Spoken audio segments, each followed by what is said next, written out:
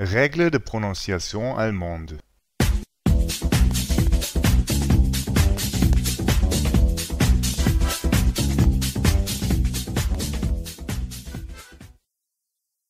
Contrairement à l'anglais, l'allemand possède un ensemble de règles très fiables reliant l'orthographe et la prononciation. Si vous connaissiez ces règles, vous pourriez lire un texte compliqué en allemand et il pourrait parfaitement vous comprendre. Je vais vous apprendre les règles de prononciation en commençant par les voyelles. A, E, I, O, U. A, E, I, O, U. Maintenant, les trémas. Ä, Ö, U. Ä, Ö, U. Ensuite, les combinaisons des voyelles. Ei, Ei. Oi, Oi. Au, Au. Y peut être une voyelle et elle est lue comme I ou U. Par exemple, System, System. c'est à la fois correct. Voyons maintenant les consonnes. Je vais vous donner les consonnes par paire, l'une étant la consonne douce et l'autre étant la forte. Je vais y ajouter un A pour le prononcer plus facilement. Ba, Pa. Da, Ta. Ga, Ka. Ha, Fa. La, Ra. Ma, Na. Ya, Et aussi Ja. Va. Za. si vous avez un S au début d'une syllabe, c'est une consonne douce. Z. Si le S est à la fin, c'est une consonne forte. S. Ce serait donc Zas. Il y a une autre lettre qui ressemble énormément au S à la fin, c'est celle-ci. Cette lettre s'appelle SZ, car historiquement, elle vient d'une combinaison du S et du Z. Elle est également prononcée S, et elle ne se trouve jamais au début d'une syllabe. Za. Z se prononce comme T et S. X est comme en anglais. X. C'est comme KS. Cela vient généralement à la fin comme X. C'est soit Fa, soit Va. Par exemple, Vater. Père, Vampir. Vampire. F devrait être votre valeur par défaut. W vient avec des mots de près. Maintenant, un C n'est généralement pas seul en allemand. Il se présente sous forme de combinaison, mais s'il est autonome, il est lu comme un K.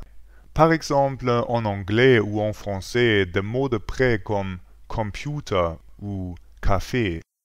Dans de rares cas, il peut également être lu comme un Z. Cela s'est produit dans les anciens noms latins, comme César, par exemple. Voyons maintenant la combinaison de consonnes. C'est Sch. Scha. et c'est. Sch. Scha. C'est son a en réalité deux prononciations en fonction des voyelles qui la précèdent. Une prononciation qui vient après A, O, U, AO se prononce R. C'est un bruit de gauche. Par exemple, Ach. Auch. Doch. pour toutes les autres combinaisons, c'est ch. Par exemple, Ich. Euch. Echt. ne le confondez pas avec celui-ci, c'est la même chose que X. C'est X. Et puis ne le confondez pas avec celui-ci. En CK est une forme abrégée pour le double K, qui est simplement prononcé comme un K. Ensuite, nous avons deux formes abrégées, le ST et le SP. S'il se trouve au début d'une syllabe, le S se prononce comme un ch. C'est donc cht et Sp, par exemple. Straße, Sport. Et puis nous avons Q. Q n'est jamais seul, il est toujours accompagné d'un OU et il se prononce Q. Par exemple, ce serait quoi. Ou vous pouvez aussi le dire comme ceci. Qua, Regardons quelques terminaisons. Cette terminaison se prononce ich. En allemand dessus, c'est ich, mais en allemand standard, c'est ich. Attention, ce ne prononcez ich que s'il n'y a rien derrière. S'il y a un et ou quelque chose, alors c'est juste la prononciation normale. Maintenant, si une syllabe se termine par un R, le R se prononce comme un corps A. Comme A. Par exemple, Tür, Tor. si la fin est ER, bien que ER ne soit pas faux et serait parfaitement compris, il est plus naturel de le raccourcir à A, par exemple, Vater, Peter, Fa. Ensuite, nous avons celui-ci. C'est comme en anglais, c'est un, par exemple, ding. Assurez-vous de ne jamais diviser ce son en N et G. En anglais, c'est finger, mais en allemand, c'est finger. Si un mot se termine par cela, il se prononce Tion. Par exemple, nation. Ça vient du français. La prochaine chose est un TH en allemand et comme un T. Il n'y a pas de différence. Ce n'est donc pas comme en anglais. Et puis il y a un PH qui se prononce comme un F, tout comme dans Philosophie, Maintenant, il existe des règles pour la prononciation des voyelles. Voici en langue I. I, Et ici, c'est aussi en langue I. C'est la même. I, Et puis il y a ceci, un H à la fin d'une voyelle, qui est aussi en langue I.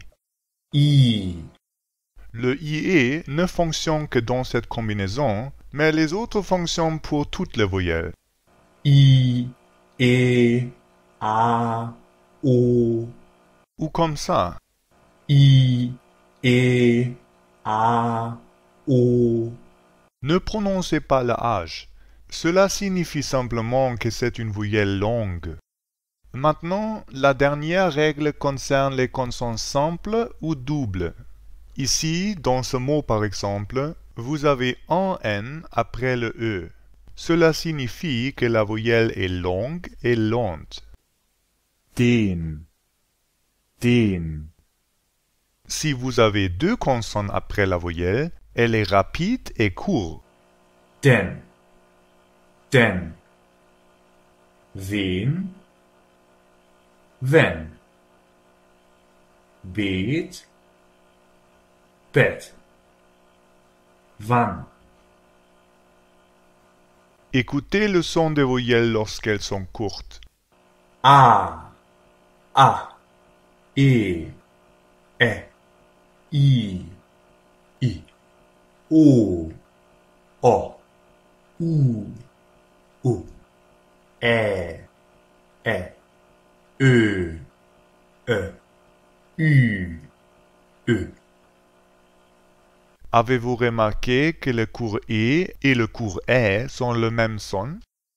Enfin, il y a encore un son de voyelle. Je l'appelle le E super court. Il est utilisé lorsqu'un mot se termine par E, surtout si c'est une fin grammaticale.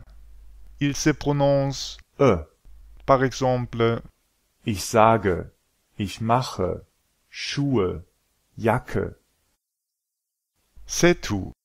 Avec ces règles, vous pouvez lire correctement 99% de l'allemand. Les exceptions sont généralement des mots étrangers, en particulier du français comme restaurant ou de l'anglais comme service. Maintenant que vous pouvez prononcer l'allemand, lisez un texte à vos amis allemands pour voir s'ils comprennent. Merci de votre attention.